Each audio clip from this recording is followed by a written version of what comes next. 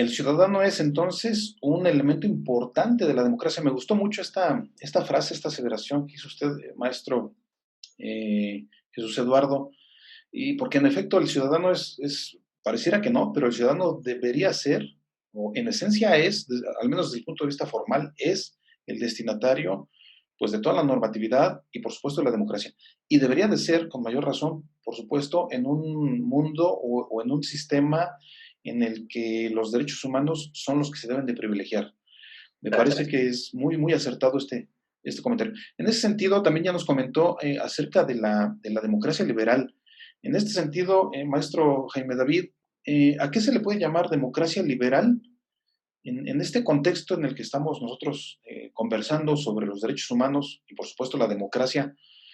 Pero no es una democracia seca, sino es una democracia liberal. ¿Cómo podemos entenderla? ¿Cómo debemos entender esta democracia liberal? Y, por otro lado, ¿de qué forma se constituye en México? Correcto. Bueno, hay que partir de qué es la democracia. Y para esto, los clásicos ahora sí que nos fundamentan ese concepto.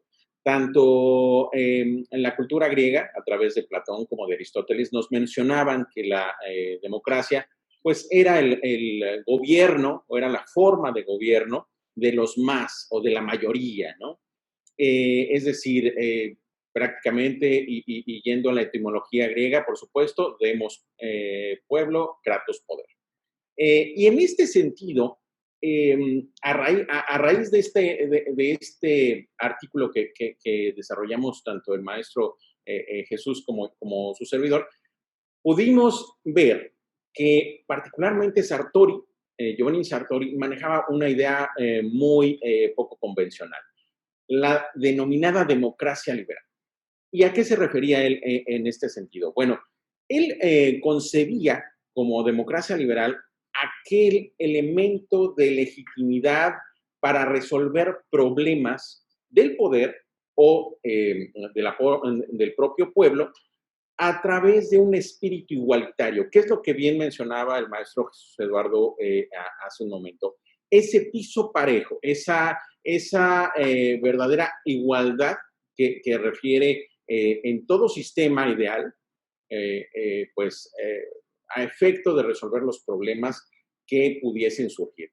Y con base en esto, Giovanni también argumentaba que este concepto de democracia constituía una poliarquía, es decir, en donde la mayoría, por supuesto, prevalece ante la minoría.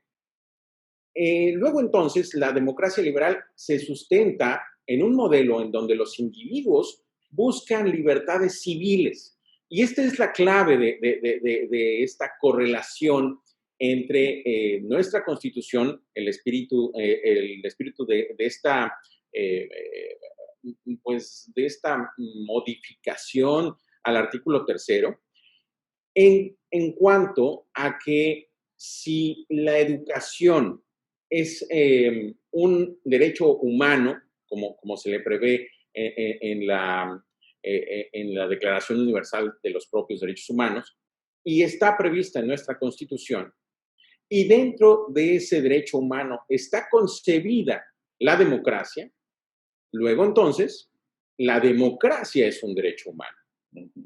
Y en este sentido, Sartori nos expresa que la democracia parte de esa libertad, de esos derechos civiles, de esos derechos humanos de expresión, de asociación, y que vaya, en este mismo sentido de idealismo, el Estado presentaría la mínima interferencia ante ello, puesto que el propio pueblo se haría cargo de su propia democracia. Vaya, esa sería, en todo caso, la idea que defiende Sartori y que para nosotros resultó sumamente interesante hoy por hoy, en el que nuestra sociedad habla mucho de democracia, pero comprende, pues, desgraciadamente comprende solo partes de ella o lo que en el debate pues público se suele argumentar. Esa sería más que nada la idea de la democracia liberal.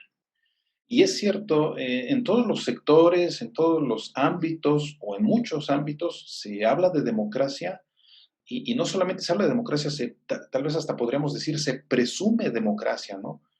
Tal vez hasta se ostenta democracia, ¿no? Y llegamos al punto en el que en muchos ámbitos se le pone este apelativo, este adjetivo, ¿no?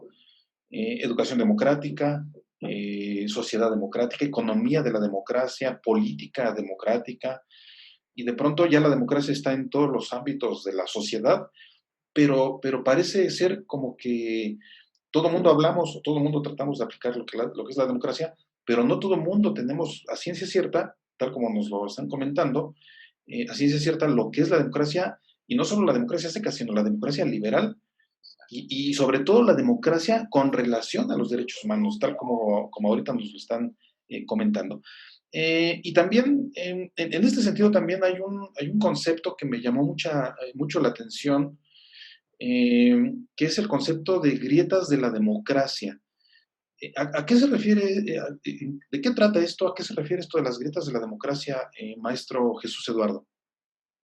Es precisamente uno de los conceptos que la verdad en el artículo también nos gustó mucho, porque es muy ilustrativo en el sentido de que puede enseñar de manera muy visible qué elementos son aquellos que están tratando de que la democracia en realidad subsista y cuáles otros están rompiendo con esa normalidad democrática.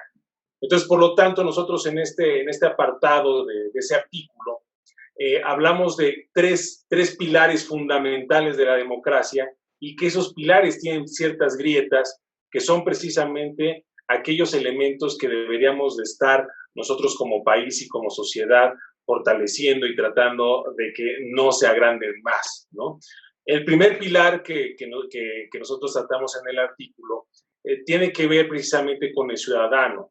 Y así como en la intervención pasada que tuve, el ciudadano es fundamental. Si ese ciudadano no se responsabiliza de lo mismo, de ser precisamente ciudadano, prácticamente la democracia será una simulación. Prácticamente simple será una administración del poder, la democracia, más no será como tal aquel proceso, aquel sistema en el cual la ciudadanía, la democracia liberal, la ciudadanía ejerce precisamente toda su libertad para poder elegir a representantes y así poder tener todo un nivel pues burocrático, administrativo del poder. Entonces, prácticamente si el ciudadano no está constituido, no está prácticamente responsable, no es responsable de su acto de ser ciudadano como tal, entonces prácticamente ese pilar fundamental se empieza a agrietar. Entonces, la ciudadanía tiene que fortalecerse a través de ¿qué? Pues a través precisamente de los derechos humanos. Si los derechos humanos empiezan también a través de las instituciones, a través del propio Estado, a fortalecer los derechos humanos, el ciudadano también podrá empezar a sentir ese apoyo, podrá sentir también ese respeto a sus derechos y así hacerse ciudadano. Es decir, en la sociología nosotros lo llamamos como el reconocimiento de la otredad. Si el otro reconoce mis derechos, si el otro reconoce también prácticamente hasta dónde puedo yo participar, en ese momento yo me puedo construir como ciudadano. Entonces es muy importante. Si ese elemento de ciudadanía no se fortalece, prácticamente ese pilar se terminará por romper. Otro pilar que nosotros precisamente hablábamos es el pilar de la participación y de la representación.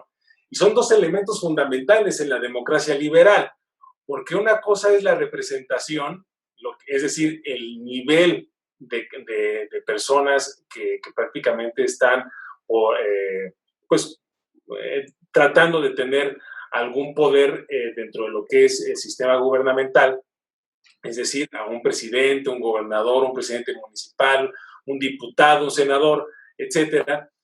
Si esa representación en realidad no tiene una calidad, pues ahí, aunque el ciudadano esté constituido como ciudadano, prácticamente la representación no va a cumplir con ese elemento que la ciudadanía pretende. Entonces, el ciudadano puede ser responsable, puede participar dentro de lo que son, por ejemplo, las elecciones, en este sentido, puede participar, pero si la representación no cumple con esos aspectos, se hace toda una anomia y que genera en eso otra grieta precisamente a esa columna, a la columna de la representación y de la participación. Entonces, tanto el ciudadano tiene que participar para que esa grieta no sea grande, como también la representación tiene que ser también bastante formal para que tampoco de ahí venga, ahora sí que el rompimiento de esa columna de la democracia. Por eso es importante que tengamos bien en cuenta que no solamente es participar, que el ciudadano vaya a las urnas y participe, sino que también aquellos que están en la boleta de votos, pues, sean personas que prácticamente cumplan con ese aspecto de la representación. ¿Nos van a representar bien? ¿O qué tipo de representación vamos a tener?